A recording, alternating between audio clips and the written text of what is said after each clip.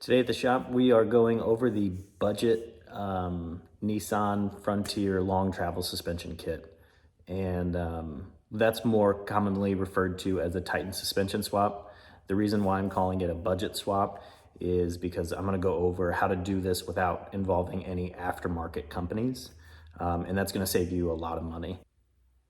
All right, so this is my off-road Frontier, the VK swap truck. What we're seeing here is the Titan suspension swap, the long travel kit. And the reason why I like to call it a long travel kit is because, and it's one of the coolest things that I love about the Nissans, it's why I love them so much, is they share a lot of parts in between each other.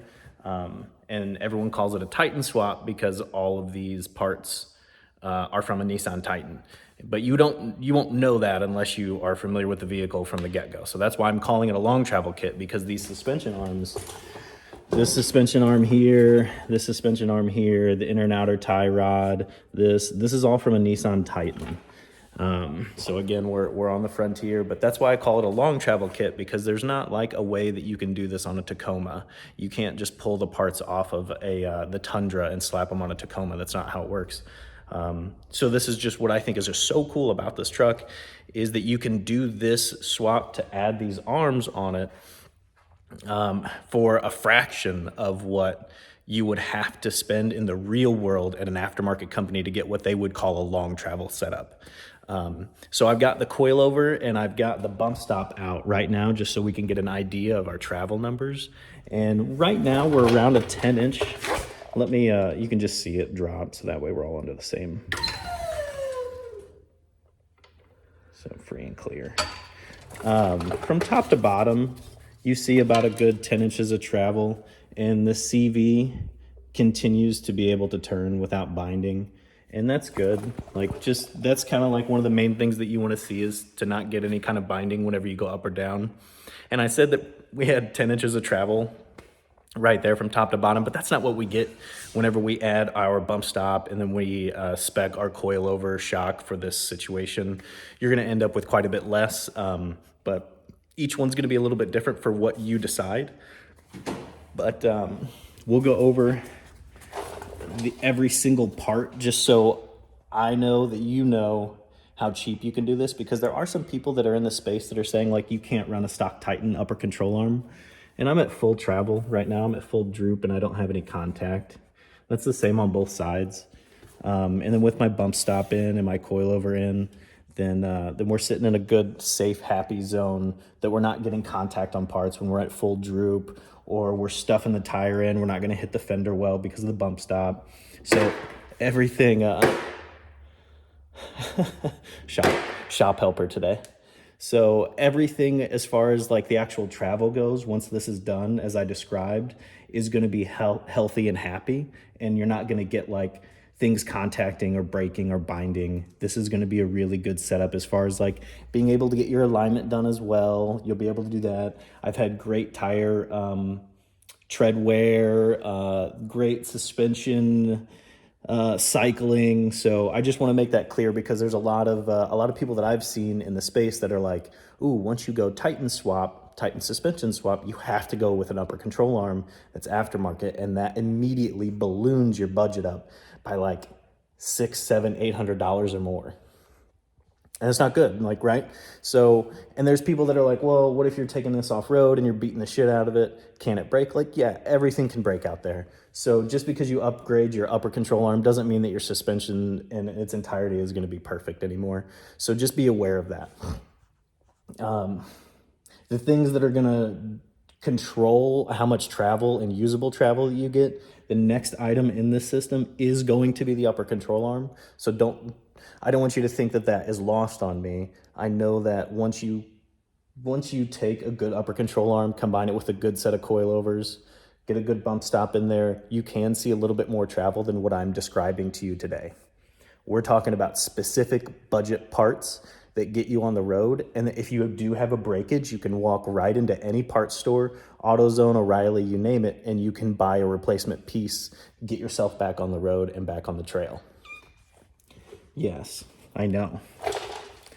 It's cool, isn't it? Okay, so we're gonna go piece by piece really quick. These are all, again, these are OEM Nissan Titan parts. We're not using, once we get to a certain point, we're gonna have to use an aftermarket part, but just to get us on the road, just to get us down and driving, OEM Titan parts. Upper OEM Moog, M-O-O-G, Moog. So that's what I've used for the upper and lower control arm. And these are for the 2004 Nissan Titan and Plus. And it goes all the way up to like 2015. And obviously I'm talking about the 2005 Frontier and forward, but you're gonna have to do your research if you're at a 23 or a 22 model. I do think that they do have a Titan swap for it, but that's not exactly what I'm discussing here. But upper and lower control arm, inner and outer Nissan Titan tie rod, OEM. So you don't have a spacer in here. These are inner and outer tie rods that makes up that new space. The lower control arm gives you that extra width. The upper control arm gives you the extra width. The cat is just like going nuts. He's like, bro, please pet me. Come here. I'm sorry. Can you make it? Come on, brother. Let's go. Oh, I got you. There you go. Okay. Now we're happy. There's obviously this spaces your suspension out wider. That's how you get that more travel. So whenever it spaces your suspension out wider, your inner and outer tie rods are going to need to be changed. And that makes up that width, that distance that you get spaced out wider. So as far as the upper, the lower, the inner and outer tie rod go, if you are two-wheel drive, from there, what you could do is just run a spacer on your stock coilover strut. You could just run like an 1.5 inch spacer, and then you're done. Your Titan swaps over. You've got wider travel, or you've got a wider track width, a little more travel. Yes, you do want to upgrade your coilover whenever you can, but to get you down, done, and on the road from what I just described is less than $400. From there, if you're four-wheel drive, it does get a little bit more tricky, because right now you see this half axle here. Well, this half axle is tied to the M205 Titan front differential. And depending on your stock gear ratio is if you get to run that or not. So it really depends. The prized gear ratio for these to run them factory, like this is a stock Nismo truck. So it came with a 335 gear ratio, or is it the 336? I think is what the Titan M205 is. So that differential is going to blow your budget up just a little bit.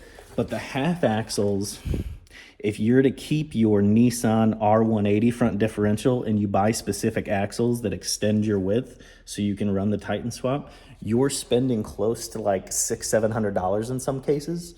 Well, you can buy a whole differential, an M205 differential that's quite a bit stronger for the same price.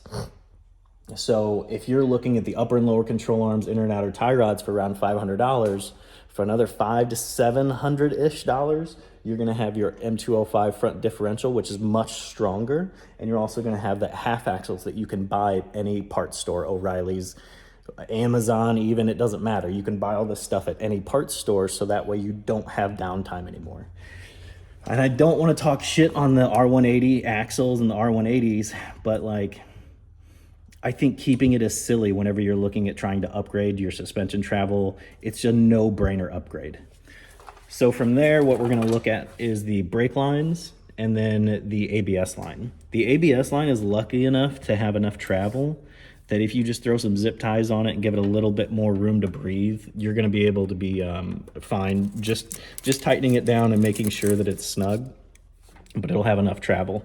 The brake lines, they share, again, it's one of the cool things about Nissan is that they share like the bolt, like actual style flared end nuts and plugs with like the 350Zs and stuff.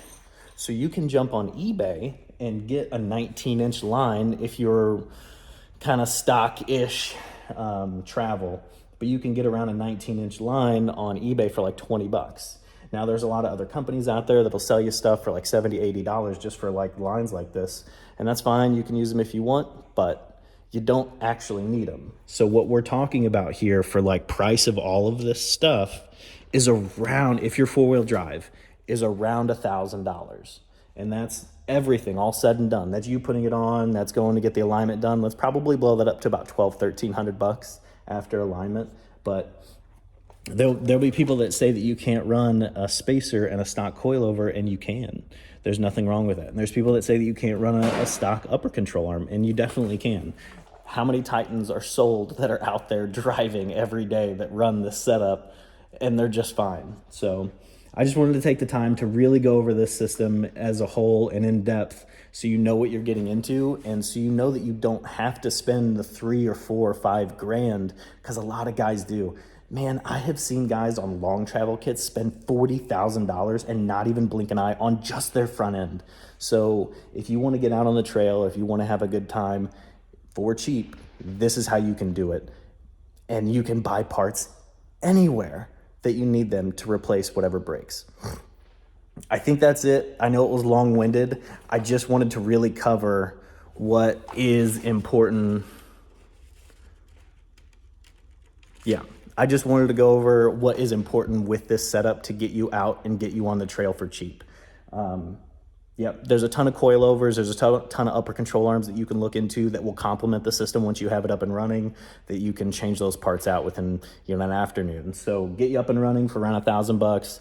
Of course, you can upgrade from there. Coilovers around $1,500, set of really nice upper control arms, another $700-800. So now you're another $2 grand over your initial investment, but the upper control arms only about $50. And then the spacers, the coilover spacers, are only about $70 or $75 or cheaper. So you're not really losing any money there. You are going to spend a little bit more labor, but if you are going to upgrade in the future, sure, upgrade in the future. But if you just want to get out there and have a good time, this is how you fucking do it.